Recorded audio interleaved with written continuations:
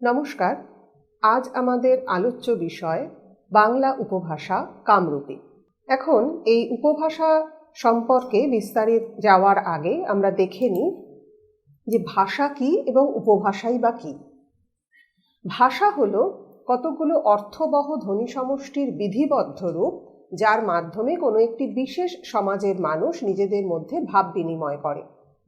এখন যে জনগোষ্ঠী একই ধরনের বিধিবদ্ধ রূপের মাধ্যমে নিজেদের মধ্যে ভাব বিনিময় করে, ভাষাবিজ্ঞানীরা বলেন সেগুলো হলো এক একটা ভাষা সম্প্রদায় বা স্পিচ কমিউনিটি। ব্লুমফিল্ড বলছেন, a group of people who use the same system of speech signals is a speech community. কিন্তু এক একটা ভাষা সম্প্রদায় যে ভাষার মাধ্যমে নিজেদের মনের ভাব প্রকাশ করেন, সেই ভাষার রূপ সর্বত্র সমান নয়, মানে একরকম নয়। যেমন পশ্চিম বাংলা এবং পূর্ব বাংলা বা বাংলাদেশে আমরা জানি যে বাংলা ভাষাই প্রচলিত, কিন্তু এই উভয় বাংলার উচ্চারণ এবং ভাষারীতি সম্পূর্ণ এক নয়, কিন্তু দুটোই বাংলা ভাষা। অর্থাৎ একই ভাষার মধ্যে এই যে আঞ্চলিক তফাৎ বা পার্থক্য, তাকেই আমরা বলি উপভাষা। অর্থাৎ সোজা কথায় উপভাষা হলো একটা ভাষার অন্তর্গত এমন এক বিশেষ রূপ যা বিশেষ বিশেষ অঞ্চলে প্রচলিত, এবং সেই রূপের সঙ্গে আদর্শ ভাষা বা স্ট্যান্ডার্ড ল্যাঙ্গুয়েজ এবং সাহিত্যিক ভাষা বা লিটারারি ল্যাঙ্গুয়েজের বিশিষ্ট ভাষাতাত্ত্বিক পার্থক্য আছে। হতে পারে সেই পার্থক্য ধ্বনিতাত্ত্বিক বা রূপতাত্ত্বিক বা অন্বয়তাত্ত্বিক। আবার হতে পারে এই তিনটি বৈশিষ্ট্যই একত্রে সেখানে বিদ্যমান। এখন এই পার্থক্য এমন সুস্পষ্ট যে ওইসব বিশেষ বিশেষ অঞ্চলের রূপগুলোকে আমরা আলাদা বলে চিহ্নিত করতে পারি, অথচ পার্থক্যটা কখনোই সেই পরিমাণে বেশি নয় যাতে এই আঞ্চলিক রূপগুলোই এক একটা পৃথক ভাষার মর্যাদা পায়। আমরা জানি যে বাংলা উপভাষা অঞ্চল ভেদে 5 প্রকার: রাঢ়ী, ঝাড়খণ্ডী, বরেন্দ্রী, কামরূপী এবং বঙ্গালী। আজ আমরা কামরূপী উপভাষা সম্পর্কে আলোচনা করব। মূল আলোচনায় ঢোকার আগে আমরা দেখে নিই যে আজকের এই পাঠের উদ্দেশ্য এবং তাৎপর্য। উদ্দেশ্য হলো বাংলার 5টি উপভাষার মধ্যে কামরূপী উপভাষা সম্পর্কে জ্ঞানার্জন, আর তাৎপর্য সেটা হলো এই যে কামরূপী উপভাষার ধ্বনিতাত্ত্বিক, রূপতাত্ত্বিক এবং অন্বয়তাত্ত্বিক অর্থাৎ ধ্বনি, রূপ ও অন্বয় কেন্দ্রিক ভাষাতাত্ত্বিক বৈশিষ্ট্যগুলি সম্পর্কে অবহিত হওয়া। এখন আমরা দেখব যে এই কামরূপী উপভাষা কোথায় কোথায় প্রচলিত, অর্থাৎ কামরূপী উপভাষার স্থানিক বিস্তৃতি কি। দেখবে এখানে বাঁদিকে পশ্চিমবঙ্গের একটি মানচিত্র আছে এবং ডান দিকে বাংলাদেশের একটি মানচিত্র দেওয়া আছে, এবং এই মানচিত্রের কোন কোন অঞ্চলে কামরূপী উপভাষা প্রচলিত সেটিকে চিহ্নিত করা হয়েছে। যেমন বাঁদিকে পশ্চিমবঙ্গের মানচিত্রে আছে জলপাইগুড়ি, কুচবিহার, উত্তর দিনাজপুর, এবং ডান দিকে বাংলাদেশের মানচিত্রে রংপুর এবং শ্রীহট্ট। অর্থাৎ এই অঞ্চলগুলিতে আমরা কামরূপী উপভাষার প্রচলন দেখতে পাই। আবার একইভাবে দেখবে পরের যে স্লাইড, সেখানে আসামের একটি মানচিত্র আছে। আসামের কাছাড় অঞ্চলে কামরূপী উপভাষা প্রচলিত, এবং ডান দিকে ত্রিপুরার একটি মানচিত্র। এখানে দেখবে আলাদা করে কোনো অঞ্চল চিহ্নিত করা নেই যে কোথায় কামরূপী উপভাষা প্রচলিত। অর্থাৎ ত্রিপুরার প্রায় সমগ্র অংশেই আমরা কামরূপী উপভাষা দেখতে পাই। এরপরে আমরা আসছি একে একে ভাষাতাত্ত্বিক বৈশিষ্ট্যগুলিতে। আমরা প্রথম যে ভাষাতাত্ত্বিক বৈশিষ্ট্য নিয়ে আলোচনা করব সেটি হলো ধ্বনিতাত্ত্বিক বৈশিষ্ট্য। এখন এই ধ্বনিতাত্ত্বিক বৈশিষ্ট্য নিয়ে আলোচনা করতে গেলে আমাদের 3টি বিষয় সম্পর্কে আগে জানতে হবে। 1, ধ্বনি কি; 2, ধ্বনিতত্ত্ব কাকে বলে; এবং 3, ধ্বনিতাত্ত্বিক বৈশিষ্ট্য বলতে আমরা কি বুঝব। যে কোনো আওয়াজ তাকেই আমরা বলি ধ্বনি বা সাউন্ড। হতে পারে সেটা মানুষের আওয়াজ, হতে পারে সেটা মানবেতর প্রাণী অর্থাৎ কোনো জন্তু, জানোয়ার, পাখির আওয়াজ। এটাকেই বলা হচ্ছে ধ্বনি বা সাউন্ড। কিন্তু ধ্বনিতত্ত্বে যে ধ্বনি নিয়ে আলোচনা করা হয় সেটা কিন্তু কোনো মানবেতর প্রাণীর আওয়াজ বা ধ্বনি নয়, সেটা হলো কেবলমাত্র মানুষের বাকযন্ত্র নিঃসৃত ধ্বনি। একে বলা হয় ফোন, PHONE, ফোন, বা বলা হয় বাগ ধ্বনি, বা বলা হয় শন, দন্ত শয়ে বয়ে দন্ত ন।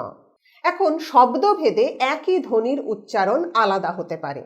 যেমন ধরা যাক সব, দন্ত স ব সব, এটা আমরা যখন লিখি বঙ্গাক্ষরে বঙ্গলিপিতে, তখন এটার আমরা মানে বোঝাই বা অর্থ করি হচ্ছে সমস্ত বা হচ্ছে অল। তাহলে উচ্চারণ কি হয়? সব। যদি রোমান হরফে দেখি তাহলে সেটা দাঁড়ায় SH, অর্থাৎ লিখছি দন্ত স কিন্তু উচ্চারণ হচ্ছে তালব্য স। আবার তালব্য স ব সব, সেটাও তালব্য স, সেটার মানে হচ্ছে মৃতদেহ।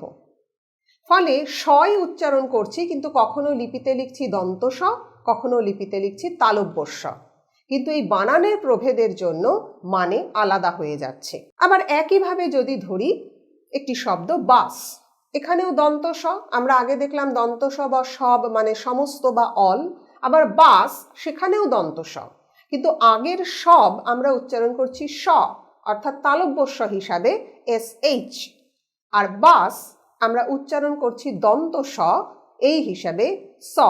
ফলে এখানে মূল ধ্বনিটা হচ্ছে স অর্থাৎ দন্ত স, কিন্তু তার উচ্চারণে আমরা দুটো বৈচিত্র্য পাচ্ছি, একটা হচ্ছে স এবং একটা হচ্ছে স। এই মূল ধ্বনি, ধ্বনিতত্ত্বে এটাকেই বলা হয় স্বনিম, দন্ত শয়ে বয় দন্ত নয় হ্রস্ব ই ম। অর্থাৎ সোজা কথায় ধ্বনিতত্ত্ব হলো ধ্বনি সম্পর্কিত আলোচনা। ফলে আজ আমরা কামরূপী উপভাষার ধ্বনিতাত্ত্বিক বৈশিষ্ট্যের দিকে এখন নজর দেব। প্রথম যে ধ্বনিতাত্ত্বিক বৈশিষ্ট্যটির কথা বলবো সেটি হলো কামরূপী উপভাষায় ও কারের হ্রস্ব উ রূপে উচ্চারণ প্রবণতা লক্ষ্য করা যায়। অর্থাৎ যেটা তোমার সেটাকে উচ্চারণ করা হয় তুমার। অর্থাৎ যদি বর্ণ বিশ্লেষণ করি তাহলে কি দাঁড়ায়? ত যুক্ত ও যুক্ত ম যুক্ত আ যুক্ত র, তোমার। কিন্তু সেটা কামরূপী উপভাষায় হয় তুমার, অর্থাৎ ত যুক্ত হ্রস্ব উ যুক্ত ম যুক্ত আ যুক্ত র। একইভাবে কোন, সেটাকে উচ্চারণ করা হয় কুন, কয়ে হ্রস্ব উ দন্ত ন। তবে কুচবিহার এবং গোয়ালপাড়া এই সমস্ত অঞ্চলগুলিতে ব্যতিক্রম লক্ষ্য করা যায়। দ্বিতীয় বৈশিষ্ট্য কি না, আদি র ধ্বনির বর্জন এবং স্বরবর্ণের সংরক্ষণ। আদি মানে বোঝাই যাচ্ছে কোনো শব্দের গোড়ায় বা প্রথমে, সেখানে যদি র ধ্বনি থাকে তাহলে সেই র ধ্বনি বিলুপ্ত হয়, বর্জিত হয়, এবং যে স্বরবর্ণ সেই স্বরবর্ণ রক্ষিত হয়।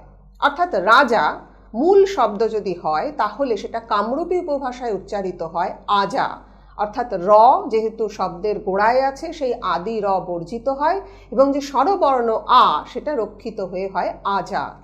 একইভাবে রাতি উচ্চারণ হয় আতি, রাগ উচ্চারিত হয় আগ। ফলে এটা হলো আদি র ধ্বনির বর্জন এবং স্বরবর্ণের সংরক্ষণের উদাহরণ। তৃতীয় বৈশিষ্ট্য হলো চ, ছ, বর্গীয় জ, ঝ, এই যে ধ্বনি, এই ধ্বনিগুলো এই ধ্বনি হিসেবে উচ্চারিত হয় না। কিভাবে উচ্চারিত হয় সেটা যদি আমরা লিপিতে লিখি বাংলাতে তাহলে দাঁড়ায় খণ্ডত্ব দন্তস্ব বা স বা দ বর্গীয় জ বা বর্গীয় জ।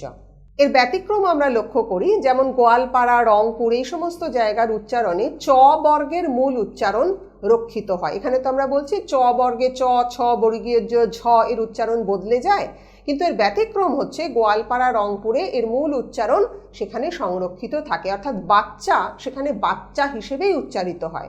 সেটা খণ্ডত্ব বা দন্তস্বতেও হয় না, বা দ বর্গীয় জতে হয় না, বা সতে হয় না। ফলে যেমন নিয়ম আছে তেমনি নিয়মের ব্যতিক্রমও সেখানে আমরা দেখতে পাই। চতুর্থ যে বৈশিষ্ট্য সেটা হলো ল ধ্বনি প্রায়শই দন্ত ন ধ্বনি হিসেবে উচ্চারিত হয়। অর্থাৎ মূল শব্দে যদি ল থাকে তাহলে কামরূপী উপভাষায় তা উচ্চারিত হয় দন্ত ন হিসাবে। যেমন লাঙল, সেটা উচ্চারিত হয় নাঙল, অর্থাৎ প্রথম লটি পরিবর্তিত হয় দন্ত নতে, কিন্তু খেয়াল করে দেখবে শেষ যে ল সেটা কিন্তু অপরিবর্তিত থাকে, অর্থাৎ লাঙল কিন্তু নাঙন হয় না, নাঙল। অর্থাৎ আদি ল সেখানে দন্ত নতে পরিণত হয়। যেমন লাউ উচ্চারিত হয় নাও, লাল উচ্চারিত হয় নাল। এখানেও খেয়াল করে দেখো লাঙলের মতো প্রথম ল ধ্বনি পরিবর্তিত হচ্ছে দন্ত ন ধ্বনিতে, দ্বিতীয় ল বা অন্তিম ল বা মধ্যবর্তী কোনো ল সেটি কিন্তু অপরিবর্তিত থেকে যাচ্ছে, অর্থাৎ লাল সেখানে কিন্তু নান হচ্ছে না, নাল হচ্ছে, প্রথম ল দন্ত ন হয়ে যাচ্ছে। পরবর্তী যে বৈশিষ্ট্য সেটা হচ্ছে বিষমী ভবন। এখন বিষমী ভবন কি সেটা জানতে গেলে আগে আমাদের দেখতে হবে যে সমী ভবন কাকে বলে। কাকে বলে সমী ভবন? না, একই শব্দের মধ্যে বিভিন্ন ব্যঞ্জন ধ্বনি যখন পাশাপাশি থাকে তখন আমরা কি করি, উচ্চারণের সুবিধার জন্য সেই ধ্বনি দুটোকে একই ধ্বনিতে পরিণত করি, আবার কখনো বা একই বর্গের ধ্বনিতে রূপান্তরিত করি। এই যে একই ধ্বনি বা একই বর্গের ধ্বনি যে সমান হচ্ছে, এর নামই হচ্ছে সমীভবন বা সমীকরণ। যেমন গল্প, এখানে কি আছে, গ যুক্ত অ যুক্ত ল যুক্ত প যুক্ত অ, অর্থাৎ লয়ে পয়ে। এই লয়ে পয়ে আমাদের উচ্চারণ করতে অসুবিধা হয় বলে আমরা তাকে করে নিই গপ্প, অর্থাৎ ল এবং প হয়ে যায় পয়ে পয়ে। যেমন দুর্গা আমরা বলি দুগ্গা, গয়ে গয়ে, গয়ে রেফ আমরা উচ্চারণ করতে একটু অসুবিধা বোধ করি। মূর্খ আমরা বলি মুক্ষু, কাঁদনা কান্না। এখানে দেখো দ যে আছে ধ্বনি সেটা পরিবর্তিত হচ্ছে নতে, দন্ত নতে। আমরা সংজ্ঞায় কি বলেছি, হয় একই ধ্বনি নয়তো একই বর্গের ধ্বনি। আমরা জানি দ এবং দন্ত ন একই বর্গের ধ্বনি, সেটা হচ্ছে ত বর্গ, ত থ দ ধ দন্ত ন। ফলে দুর্গা, গপ্প, মুক্ষু এগুলোতে হচ্ছিল যে একই ধ্বনি দ্বিতীয়বার আসছিল, কিন্তু কাঁদনাতে হলো যেটা একই বর্গের ধ্বনি সেখানে রূপান্তরিত হচ্ছে দন্ত ন। এখন এই বর্গটা কি না আমরা জানি যে উচ্চারণ স্থান অনুসারে ব্যঞ্জন বর্ণের বিভাজন, এবং সেখানে 25টি ব্যঞ্জন বর্ণকে আমরা 5টি বর্গে ভাগ করেছি, ক বর্গ, চ বর্গ, ট বর্গ, ত বর্গ এবং প বর্গ। প্রত্যেকটি বর্গে 5টি করে ব্যঞ্জন বর্ণ আছে। কেমন?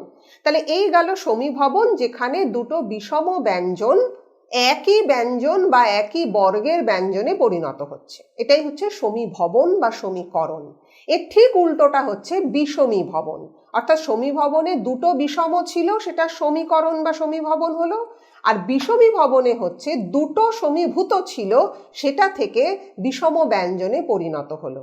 অর্থাৎ যদি সংজ্ঞার দিকে তাকাই তাহলে আমরা বলতে পারি যে গ্রাম্য উচ্চারণে শব্দের মাঝখানে দুটো একই বর্ণ বা সমব্যঞ্জন বা সমবর্ণের মধ্যে যে কোনো একটি ব্যঞ্জন বর্ণ যদি অন্য ব্যঞ্জন বর্ণে পরিণত হয় তখনই তাকে বলা হয় বিষমী ভবন। যেমন লাল, দুটোই ল, দুটোই এখানে সমীভূত হয়ে আছে, একই বর্ণ, সেখান থেকে বিষমী ভবন ঘটছে নাল, অর্থাৎ ল হয়ে যাচ্ছে দন্ত ন। আবার শরীর, দুটোই বয়শূন্য র, কিন্তু সেখানে কামরূপী উপভাষায় আমরা বলছি শরীল, অর্থাৎ অন্তিম যে র সেটি পরিবর্তিত হচ্ছে ল ধ্বনিতে, অর্থাৎ সমীভবনের ঠিক বিপরীতে অবস্থান করছে এই বিষমী ভবন। এখানে যেরকম আমরা উদাহরণ দেখছি, জননী, দন্তন্য দন্তন্বয় দীর্ঘই, দুটোই একই বর্ণ, কিন্তু কামরূপী উপভাষায় বিষমী ভবনের ফলে দন্তন্য ধ্বনি ল ধ্বনিতে পরিণত হচ্ছে, ফলে জননী সেখানে উচ্চারিত হচ্ছে জলনী। বা সিনান, যেটাকে আমরা বলি স্নান, এই যে দন্তন্বয় আকার দন্তন্য, দুটো একই বর্ণ বা সমীভূত ব্যঞ্জন, সেটা সেখানে বিষমীভূত হয়ে দাঁড়াচ্ছে সিলান, লয় আকার দন্তন্য। দুটো দন্তন্য ছিল, প্রথম দন্তন্য ল ধ্বনিতে পরিণত হলো। এর পরের যে বৈশিষ্ট্য ধ্বনিতাত্ত্বিক সেটি হলো তালব্যস্ব, দন্তস্ব এবং মূর্ধন্যস্ব। আমরা জানি বাংলায় এই 3টে স আছে, সেটা উচ্চারণে শুধু তালব্যস্বয়ে পরিণত হয়, অর্থাৎ আমরা দন্তস্ব আগেই দেখেছি কখনো স কখনো স, কিন্তু বাংলায় এই 3টে ধ্বনিকে আমরা বেশিরভাগ ক্ষেত্রেই আলাদা করি না, সাধারণত স বলা হয়। যেমন আমরা বেশিরভাগ সময় বলি আষাঢ়, খুব কম মানুষ উচ্চারণের দিক থেকে খুব সংযত এবং সচেতন হয়ে উচ্চারণ করেন আষাঢ়। ফলে আষাঢ় মাসের জাতককে সেখানে বলা হয় আষাঢ়ু, অর্থাৎ সেখানে ঢয় শূন্য রয়ের উচ্চারণও থাকে না এবং মূর্ধন্যস্ব সেখানে তালব্যস্ব হিসাবে উচ্চারিত হয়। এর পরের যে বৈশিষ্ট্য সেটি হলো ডয়ে শূন্য র এবং ঢয়ে শূন্য র ধ্বনি। এখানেও আমরা দেখি ডয়ে শূন্য রয়ের উচ্চারণ এবং ঢয়ে শূন্য রয়ের উচ্চারণ রক্ষিত হয়নি, বরং সাধারণ যে বয়ে শূন্য র আমরা সেই ধ্বনি হিসেবেই উচ্চারণ করি। যেমন বলা উচিত কি বড়, ডয় শূন্য রয়ের উচ্চারণ, কিন্তু সেখানে উচ্চারিত হয় বড়। এটা আমরা রাঢ়ী উপভাষাতেও দেখি, আমরা সবসময় ডয় শূন্য র বা ঢয় শূন্য রয়ের উচ্চারণ করি না, আমাদের জিভ আড়ষ্ট হয়ে যায়। যেমন বলা উচিত শাড়ি, উচ্চারণ করি শাড়ি। বলা উচিত, একটু আগেই বললাম, আষাঢ়, কিন্তু আমরা বলি আষাঢ়। ফলে ডয় শূন্য র এবং ঢয় শূন্য র ধ্বনি আসলে কামরূপী উপভাষায় বয় শূন্য র ধ্বনিতে পরিণত হয়। পরের বৈশিষ্ট্য, স্বরের আনুনাসিকতা এই উপভাষায় রক্ষিত হয়েছে। আনুনাসিকতা ব্যাপারটা কি না, সেটা হলো আমরা জানি যে প্রত্যেক বর্গের যে পঞ্চম বর্ণ, অর্থাৎ উঙো, ইঙো, মূর্ধন্য, দন্তন্য, ম, এই 5টা বর্ণ উচ্চারণ করার সময় কি হয় না, আমাদের মুখের মধ্যের যে বায়ু সেটা আমাদের মুখবিবর দিয়ে বাইরে না বেরিয়ে নাক দিয়েও বেরোয়। সেই নাক দিয়ে বহির্গত হয় বলে এই 5টা ব্যঞ্জনকে আমরা জানি নাসিক্য ব্যঞ্জন বলে। এখন অনেক ক্ষেত্রে আমরা দেখেছি যে তৎসম শব্দ যখন বাংলা শব্দে রূপান্তরিত হয় তখন সেই তৎসম শব্দের যে নাসিক্য ব্যঞ্জন, অর্থাৎ উঙো, ইঙো, মূর্ধন্য, দন্তন্য, ম বা কখনো অনুস্বর, এইগুলো লুপ্ত হওয়ার সঙ্গে সঙ্গে তার যে আগের স্বরধ্বনি বা পূর্ববর্তী স্বরধ্বনি অনুনাসিক হয়ে যায় এবং তাকেই আমরা বলি নাসিক্যী ভবন বা ন্যাজালাইজেশন। যেমন অঙ্ক থেকে আঁক, পঞ্চ থেকে পাঁচ, দণ্ড থেকে দাঁড়, চন্দ্র থেকে চাঁদ, বক্র থেকে বাঁকা। কিন্তু কখনো কখনো আমরা এটাও দেখি যে সেখানে কোনো নাসিক্য ব্যঞ্জন নেই, কিন্তু তাছাড়াও কোনো স্বরধ্বনি সতই, অর্থাৎ সাধারণভাবেই অনুনাসিক হয়ে যায় আমাদের উচ্চারণের কারণে, তখন তাকে বলা হয় শতনাসিক্যী ভবন। যেমন উচ্চারণ করা উচিত কাচ, আমরা বলি কাঁচ। বলা উচিত পুঁথি, আমরা বলি পুঁথি। বলা উচিত সূচ, আমরা বলি ছুঁচ। তো এইভাবে যেখানে নাসিক্য ব্যঞ্জন নেই সেখানে আমরা একটা চন্দ্রবিন্দু অতিরিক্ত যোগ করি। যেমন হাসপাতাল, আমরা বলি হাসপাতাল। বলা উচিত হাসি, আমরা বলি হাসি। ফলে আমরা কামরূপী উপভাষাতেও দেখছি যে এইখানে স্বরের আনুনাসিকতা এই উপভাষায় রক্ষিত হয়েছে। যেমন ইহা, এখানে কোথাও নাসিক্য ব্যঞ্জন নেই, বা করো, এখানেও কোথাও নাসিক্য ব্যঞ্জন নেই, তা সত্ত্বেও সেটা উচ্চারিত হচ্ছে ইয়া বা করো। ফলে স্বরের আনুনাসিকতা এই কামরূপী উপভাষায় যে সংরক্ষিত হয়েছে সেটি একটি অন্যতম ধ্বনিতাত্ত্বিক বৈশিষ্ট্য। শেষ যে ধ্বনিতাত্ত্বিক বৈশিষ্ট্যের দিকে আমরা লক্ষ্য করব সেটা হলো শব্দের গোড়ায় বা আদিতে অ ধ্বনি প্রায়শই আ ধ্বনিতে রূপান্তরিত হয়। এবং কেন হয় না, সেখানে শ্বাসাঘাত বা স্ট্রেস বা জোরে শ্বাস পড়ে বলে সেখানে এই অ ধ্বনি আ ধ্বনিতে পরিবর্তিত হয়ে যায়। যেমন যে শব্দ উচ্চারণ করা উচিত অসুখ সেটা কামরূপী উপভাষায় হয়ে দাঁড়ায় আসুক। অনল মানে আগুন, সেটা হয় আনল। অতি সেটা উচ্চারিত হয় আতি।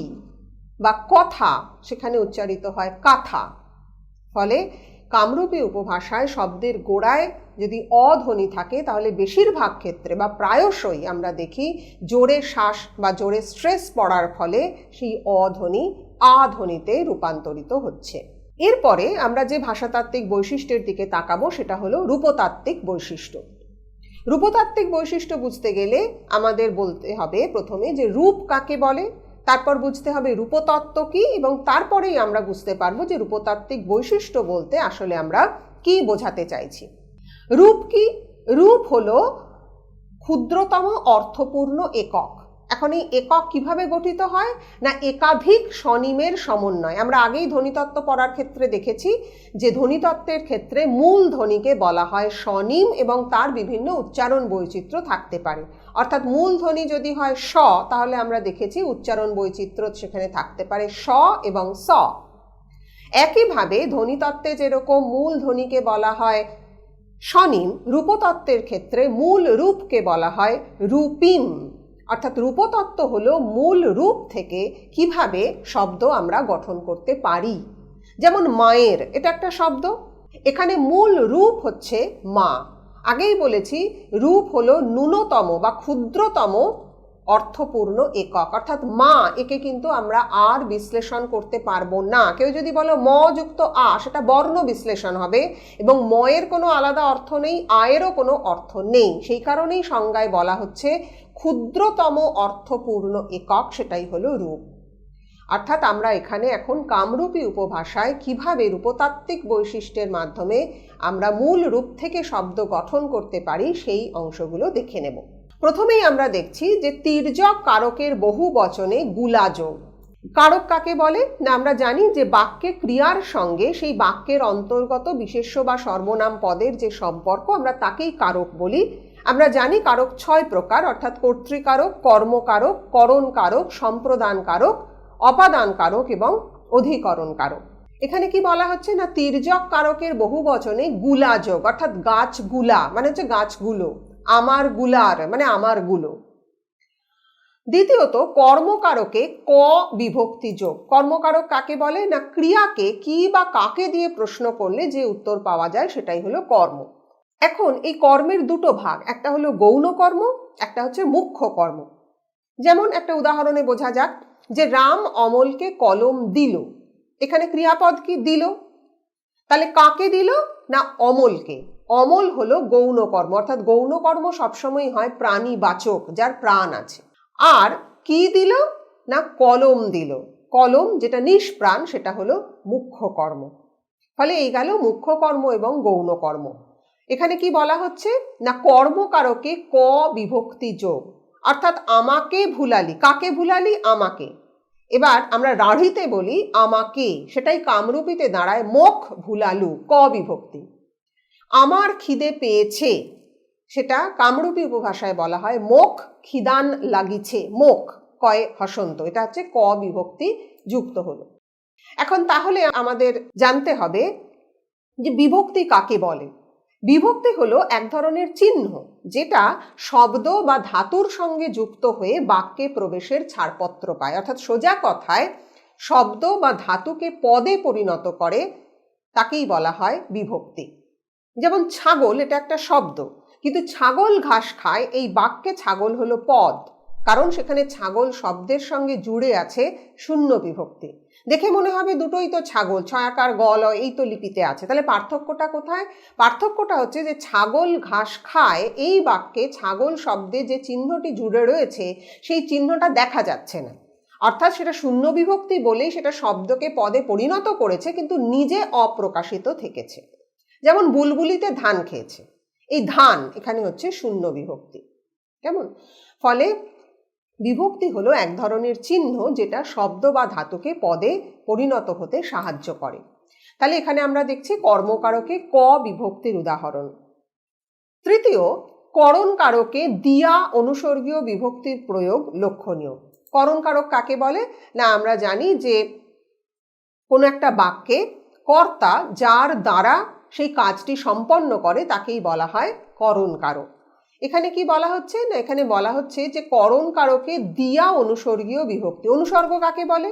না যে সমস্ত অব্যয় বিশেষ্য বা সর্বনাম পদের পরে আলাদাভাবে অবস্থান করে শব্দ বিভক্তির কাজ করে তাকেই বলা হয় অনুসর্গ, বা বলা হয় পরসর্গ, বা বলা হয় কর্ম প্রবচনীয়।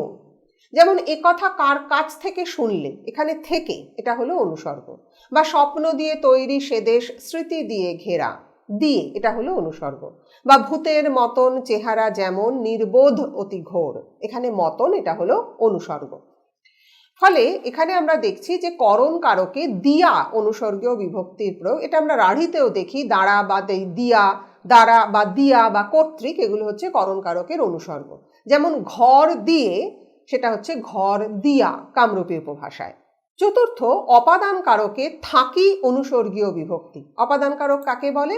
না আমরা জানি যে ক্রিয়াকে কি থেকে বা কোথা হইতে এই দিয়ে প্রশ্ন করলে যে উত্তর পাওয়া যায় সেটাই হচ্ছে অপাদান কারক, অর্থাৎ সেখানে থাকি অনুসর্গ বা থেকে অনুসর্গ আমরা রাঢ়িতে যদি বলি, তাহলে ঘর থেকে এটা বোঝানোর জন্য কামরূপী উপভাষায় বলা হয় ঘর থাকি, থাকি অর্থে রাঢ়ী উপভাষায় থেকে। এরপরে আমরা দেখছি মধ্যম পুরুষের অতীত বা ভবিষ্যৎকালে হ্রস্ব উ বিভক্তি। আমরা জানি যে বাংলায় 3 প্রকার পুরুষ আছে, উত্তম পুরুষ, মধ্যম পুরুষ এবং হচ্ছে প্রথম পুরুষ। এখানে বলা হচ্ছে মধ্যম পুরুষের অতীত বা ভবিষ্যৎকালে হ্রস্ব উ বিভক্তি। মধ্যম পুরুষ আমরা জানি তুমি তোমরা, তাহলে এখানে আছে তুই করলু বা তুই করবু। করলু অর্থে অর্থাৎ তুই করেছিস বা তুই করলি, আর তুই করবু অর্থাৎ তুই করবি, যেটা আমরা রাঢ়ী উপভাষায় বলি, সেটাই দেখা যাচ্ছে কামরূপী উপভাষায় হ্রস্ব উ যুক্ত হচ্ছে, অতীতেও যুক্ত হচ্ছে এবং ভবিষ্যৎকালেও যুক্ত হচ্ছে। করলু অতীত, ল যুক্ত হ্রস্ব উ, আবার করবু ব যুক্ত হ্রস্ব উ, সেটা হচ্ছে ভবিষ্যৎকাল বোঝাতে ব্যবহার হচ্ছে। তাহলে এটা গেল মধ্যম পুরুষ অর্থাৎ তুমি তোমরা। তারপর বলা হচ্ছে উত্তম পুরুষের ভবিষ্যৎকালে ম বা মু যোগ। আমরা জানি উত্তম পুরুষ হচ্ছে আমি আমরা, তাহলে করিমো এক বচনে আর করমু হচ্ছে বহু বচনে, অর্থাৎ আমি করিমো, আমরা করমু। তাহলে আমরা দেখছি উত্তম পুরুষের ভবিষ্যৎকালে কখনো ম যোগ হচ্ছে এবং বেশিরভাগ ক্ষেত্রে সেটা এক বচন বোঝাতে, আর ময়ে হ্রস্ব উ যোগ হচ্ছে সেটা বহু বচন বোঝাতে। তারপরে দেখো লেখা আছে অন্য পুরুষে ব বা বে বিভক্তি যোগ। এখন মধ্যম পুরুষ এবং উত্তম পুরুষ বাদ দিলে বাংলায় যে পুরুষ পড়ে থাকে সেটা হলো প্রথম পুরুষ বা বলা হয় থার্ড পারসন। এখন এই যে থার্ড পারসন আমরা জানি সে তারা, তাহলে সেখানে হচ্ছে আমাদের দেখো রাঢ়ী উপভাষার মতোই, সেটা হচ্ছে করবে। আমরা রাঢ়ীতেও বলি সে করবে, তারা করবে, শ্যাম করবে, রাম করবে, কামরূপীতেও কিন্তু করবে, সেখানে কিন্তু কোনো পরিবর্তন নেই। এর পরের যে বৈশিষ্ট্যটা দেখছি সেটা হলো অসমাপিকা হ্রস্ব ই প্রত্যয়ের ব্যবহার লক্ষ্য করা যায় কামরূপী উপভাষায়। এখন আমাদের এখানে আগে জেনে নিতে হবে প্রত্যয় কাকে বলে। কাকে বলে প্রত্যয়? না, ধাতু প্রকৃতি বা শব্দ প্রকৃতির পরে যে বর্ণ বা বর্ণ সমষ্টি যোগ করে নতুন শব্দ তৈরি করা হয় তাকেই বলা হয় প্রত্যয়। প্রত্যয় দু রকম, একটা হচ্ছে কৃত প্রত্যয় এবং আরেকটি হলো তদ্ধিত প্রত্যয়। কৃত প্রত্যয় সেটা সবসময় ধাতুর পরে বা ধাতুর উত্তর বসে, আর তদ্ধিত প্রত্যয় সেটা হলো সবসময় শব্দের পরে বসে বা শব্দের উত্তর বসে। যদি আমরা উদাহরণ দেখি তাহলে ধাতুর পরে হচ্ছে কৃত প্রত্যয়, যেমন গম, এটা একটা ধাতু, গম যুক্ত ত শব্দটা হলো গত। আর শব্দের পরে হয় তদ্ধিত প্রত্যয়, যেমন গঙ্গা, এটা একটা শব্দ, এর সঙ্গে যুক্ত হচ্ছে তদ্ধিত প্রত্যয় স্নেহ, শব্দটা তৈরি হচ্ছে গাঙ্গেয়। এখানে কি হচ্ছে না, অসমাপিকা হ্রস্ব ই প্রত্যয়ের ব্যবহার লক্ষ্য করা যায়। অর্থাৎ আমরা রাঢ়ী উপভাষায় যেটা বলি করিয়া, দেখিয়া, চলিয়া, কিন্তু কামরূপী উপভাষায় সেটাই দাঁড়ায় করি বা দেখি। অর্থাৎ অসমাপিকা সেখানে আমরা রাঢ়ী উপভাষায় দেখেছি করিয়া, অর্থাৎ আমি করে, আমি স্নান করে ভাত খাবো, কিন্তু এখানে হচ্ছে করি, অর্থাৎ সেটা প্রায় সমাপিকার একটা ধরন আসছে। আমরা যদি রাঢ়ী উপভাষায় বলি আমি করি তাহলে সেটা সমাপিকা, কিন্তু কামরূপী উপভাষায় করি এখানে হ্রস্ব ই প্রত্যয় যোগে অসমাপিকা অর্থে ব্যবহৃত। পরের বৈশিষ্ট্য ল যুক্ত ভাববচন, অর্থাৎ আসিবার সময়, অর্থাৎ আসার সময়, সেটা কামরূপী উপভাষায় হয়ে দাঁড়ায় আসিল কালে। ল বা ব যুক্ত কৃদন্ত বিশেষণ, অর্থাৎ দেখিলা মানসী, এর অর্থ হচ্ছে দেখা মানুষ বা আগামী দিন, সেটা কামরূপী উপভাষায় হয়ে দাঁড়ায় আসিবা দিন। শেষ যে রূপতাত্ত্বিক বৈশিষ্ট্য আমরা দেখব সেটা হলো বিশিষ্টার্থক ধাতু হিসেবে যৌগিক ক্রিয়াপদে খা ধাতুর প্রয়োগ লক্ষ্য করা যায়। কাকে বলে যৌগিক ক্রিয়াপদ? না, ইয়া বা ইতে বিভক্তিযুক্ত অসমাপিকা ক্রিয়া যখন সমাপিকা ক্রিয়ার অব্যবহিত আগে অর্থাৎ ঠিক পূর্বে বসে দুটোকে মিলে একটা ক্রিয়ার অর্থ প্রকাশ করে, তখন তাকে বলা হয় যৌগিক ক্রিয়া। যেমন এক কোপে মাথা কেটে ফেলল, এখানে ক্রিয়াপদ কেটে ফেললো, দুটো ক্রিয়াপদ আছে। বা তুমি দাঁড়িয়ে আছো কেন, দাঁড়িয়ে এবং আছো। বা ছেলেগুলোকে বেঞ্চে বসিয়ে দাও, বসিয়ে এবং দাও, এটাকেই বলা হয় যৌগিক ক্রিয়াপদ। তো আমরা কামরূপী উপভাষায় কেমন দেখছি না, রাগ করা, এটাকে বলা হয় আগ খোয়া। আমরা আগেই দেখেছি র আদি র বর্জিত হয় এবং স্বরধ্বনি রক্ষিত, অর্থাৎ রাগ হয়ে যায় আগ। রাগ করা সেটা বলা হয় আগ খোয়া। বা মনে লাগা, আঘাত লাগা, দুঃখ দেওয়া, সেটা কামরূপী উপভাষায় হয় মনাত খোয়া। এই যে খা ধাতুর প্রয়োগ সেখানে হচ্ছে খাদ থেকে খোয়া, রাগ করা আগ খোয়া, মনে লাগা মনত খোয়া, হতাশ হওয়া হতাশ খোয়া। কেমন? ফলে আমরা দেখলাম শেষ যে রূপতাত্ত্বিক বৈশিষ্ট্য সেখানে বিশিষ্টার্থক ধাতু হিসেবে যৌগিক ক্রিয়াপদে খা ধাতুর প্রয়োগ আমরা দেখতে পাচ্ছি। শেষ যে ভাষাতাত্ত্বিক বৈশিষ্ট্যের দিকে আমরা দৃষ্টি দেব সেটা হলো অন্বয় তাত্ত্বিক বৈশিষ্ট্য। দেখবে এখানে যে ছবিটা আছে সেখানে একটা অংশ নেই, সেই অংশটা যদি ঠিকঠাক বসানো যায় তাহলেই ছবিটি সম্পূর্ণ হয়। এবং যে রোবট দাঁড়িয়ে আছে সে ওই চাবি সহ ওই অংশটি ধরে দাঁড়িয়ে আছে, অর্থাৎ অংশটি যদি ঠিকঠাক ওখানে অনুপ্রবিষ্ট হয় তাহলেই ছবিটি ঠিকঠাক পূর্ণতা পাবে। অর্থাৎ অন্বয় হচ্ছে সাজানো, অন্বয় শব্দের অর্থই হচ্ছে সজ্জা বা হচ্ছে বিন্যাস। তাহলে আমরা অন্বয় শব্দের অর্থ দেখলাম বিন্যাস বা সজ্জা। অন্বয় তত্ত্ব বা বাক্য তত্ত্ব তাকে বলা হয় সিনট্যাক্স, SYNTAX। এই শব্দটি এসেছে গ্রিক সিনট্যাক্সিস, SYNTAXIS। গ্রিক সিনট্যাক্সিস শব্দ থেকে এসেছে ইংরেজিতে সিনট্যাক্স। এই যে গ্রিক সিনট্যাক্সিস এর অর্থ হলো একত্র বিন্যাস, অর্থাৎ একসঙ্গে সাজানো। তাহলে এই অন্বয় তত্ত্বে আমরা কি আলোচনা করি না, বাক্যের মধ্যে এই শব্দ, কোন শব্দ কোথায় বসবে সেই শব্দের বিন্যাস অর্থাৎ ওয়ার্ড অর্ডার, মানে বাক্যের মধ্যে কোন শব্দ কোথায় বসবে এবং তার পাশাপাশি তাদের পারস্পরিক সম্পর্ক কিরকম হবে, সেটা ভাষাবিজ্ঞানের যে শাখায় আলোচিত হয় তাকেই আমরা বলি অন্বয়তাত্ত্বিক বৈশিষ্ট্য। এখানে আমরা যে অন্বয়তাত্ত্বিক বৈশিষ্ট্যের দিকে দেখছি সেটা হচ্ছে একটা নঙর্থক বাক্য অর্থাৎ নেতিবাচক বাক্য বা নেগেটিভ সেন্টেন্স কিভাবে কামরূপী উপভাষায় গঠিত হয়। দেখবে এখানে একটি বড় চাকতি আছে, তার উপর একটি ছোট চাকতি বসানো আছে, এতে ভারসাম্যটা সুষম আছে। যদি ছোট চাকতিটি নিচে থাকতো, বড় চাকতিটি উপরে থাকতো, ভারসাম্যের অসুবিধা হতে পারত। দেখবে বড় চাকতির গায়ে লেখা আছে নঙর্থক অব্যয় এবং তার উপরের একটু ছোট চাকতির গায়ে লেখা আছে সমাপিকা ক্রিয়া, অর্থাৎ বড় চাকতি আগে বসেছে, তারপরে ছোট চাকতি বসেছে। আগে বসবে নঙর্থক অব্যয়, তারপরে বসবে সমাপিকা ক্রিয়া। আমরা রাঢ়ী উপভাষায় কি দেখি, আমি জানি না, সেখানে আগে বসে সমাপিকা ক্রিয়া জানি, তারপরে বসে নঙর্থক অব্যয় না। কিন্তু এখানে কামরূপী উপভাষায় কি দেখছি না, আগে নঙর্থক অব্যয়, তারপরে হচ্ছে সমাপিকা ক্রিয়া, অর্থাৎ না যাও অর্থাৎ যেও না, না লেখিম মানে লিখবো না। ফলে এই হচ্ছে নঙর্থক বাক্যের গড়ন, যেখানে সমাপিকা ক্রিয়ার আগে বসবে নঙর্থক অব্যয়। এখন আমরা দেখে নিই কামরূপী উপভাষার কয়েকটা দৃষ্টান্ত। এই দৃষ্টান্তগুলি গ্রহণ করা হয়েছে উত্তরবঙ্গ বিশ্ববিদ্যালয়ের PhD উপাধির জন্য প্রদত্ত সুধীর কুমার বিষ্ণুর গবেষণা নিবন্ধ জলপাইগুড়ি জেলার কথ্য ভাষা থেকে। যেমন রংপুরের ভাষা, সেখানে বিশেষ ঝোঁক বোঝাতে অনাবশ্যকভাবে হয়ে এই পদের ব্যবহার লক্ষ্য করা যায়। যেমন আজিকালের মধ্যে যদি না আইলো হয়, এখানে হয়ের কোনো দরকার নেই, কিন্তু একটা ঝোঁক বোঝাতে আমরা ব্যবহার করি। যেমন আমরা অনেক সময় বলি, রাঢ়ী উপভাষার তুলনা করছি, যেমন আমরা বলি যে পাবো, কিন্তু আমরা ঝোঁক দেওয়ার জন্য বলি কালই পাবো তো। ঠিক সেরকমভাবে কামরূপী উপভাষায় আমরা দেখছি আজিকালির মধ্যে যদি না আইলো হয়।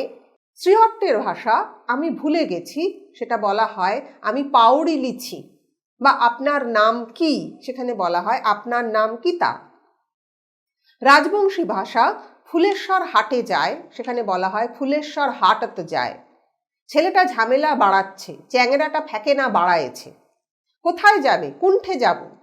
বা যে মানুষটা গেল সে আমার আত্মীয়, যে মানসিটা গেইল উয়ায় মোর সাকাই হয়। আমি ওখানে থাকবো, সেজন্য তারাও থাকবে। মুই ওইঠে থাকিম, ওইতানে উমুরাও থাকিবে। বা যে কাজ করবে সেই টাকা পাবে, যায় কাম করিবে তাই টাকা পাবেন। ফলে এতক্ষণ আমরা দেখলাম কামরূপী উপভাষার কিছু দৃষ্টান্ত। রাঢ়ী উপভাষার সঙ্গে যদি তুলনা করা যায়, দেখবে এখানে যে ছবিটা আছে দুটোই কাগজ, দুটোর মধ্যেই পৃষ্ঠাত্ব আছে, কিন্তু দুটো কাগজ আলাদা। ডান দিকেরটি ধবধবে সাদা এবং বাঁ দিকেরটি বহু প্রাচীন। অর্থাৎ বোঝাতে চাওয়া হচ্ছে দুটো পাতা একই হলেও দুটো পাতার স্বরূপ হচ্ছে আলাদা। একইভাবে রাঢ়ী সেটাও উপভাষা, কামরূপী সেটাও উপভাষা, কিন্তু সবটা মিলেই হচ্ছে বাংলা ভাষা। তফাৎটা কোথায়? যদি রাঢ়ী উপভাষায় বলা হয় যে একজন লোকের দুটি ছেলে ছিল, তাদের মধ্যে ছোটটি বাপকে বললে, বাবা আপনার বিষয়ের মধ্যে যে ভাগ আমি পাবো তা আমাকে দিন। তাতে তাদের বাবা তাঁর বিষয় আশয় তাদের মধ্যে ভাগ করে দিলেন। এই অনুচ্ছেদটি কামরূপী উপভাষায় বলা হবে একজনা মানসির দুই কোনা বেটা আছিল, তার মধ্যে ছোটজন উয়ার বাপক কইল, বা সম্পত্তির যে হিস্সা মুই পাইমো তাক মোক দেন। তাতে তাঁয় তাঁর মালমাত্তা দোনো বেটাক বাটিয়া চিরিয়া দিল। ফলে রাঢ়ীর তুলনায় কামরূপী উপভাষার পার্থক্য এখানে প্রদর্শিত হলো। আজকের ক্লাসের যদি সারসংক্ষেপ করা যায়, তাহলে আমরা দেখলাম যে কামরূপী উপভাষার আমরা প্রথমে পড়েছি ধ্বনিতাত্ত্বিক বৈশিষ্ট্য, তারপর রূপতাত্ত্বিক বৈশিষ্ট্য এবং তারপর অন্বয়তাত্ত্বিক বৈশিষ্ট্য। এই তিনটি বৈশিষ্ট্যের মধ্যে অর্থাৎ কামরূপী উপভাষার ভাষাতাত্ত্বিক বৈশিষ্ট্যগুলির মধ্যে যদি আমরা সমন্বয় সাধন করি তাহলে কিন্তু এখানে যে কার্টুনটি আছে তার মতো ভারসাম্যহীন হতে হবে না। এখান থেকে কি কি প্রশ্ন আসতে পারে? কামরূপী ভাষা কোথায় প্রচলিত সেটা আমরা আগেই দেখেছি স্থানিক বিস্তৃতিতে, যে কোন কোন অঞ্চলে কামরূপী ভাষায় মানুষ কথা বলেন। ধ্বনিতাত্ত্বিক বৈশিষ্ট্য বলতে কি বোঝো? এখানে বলতে হবে প্রথমে ধ্বনি কাকে বলে, ধ্বনিতত্ত্ব কি, এবং ধ্বনিতাত্ত্বিক বৈশিষ্ট্য বলতে আমরা কি কি জিনিস সেখানে আলোচনা করি বা কি কি বিষয় সেখানে আলোচনা করি।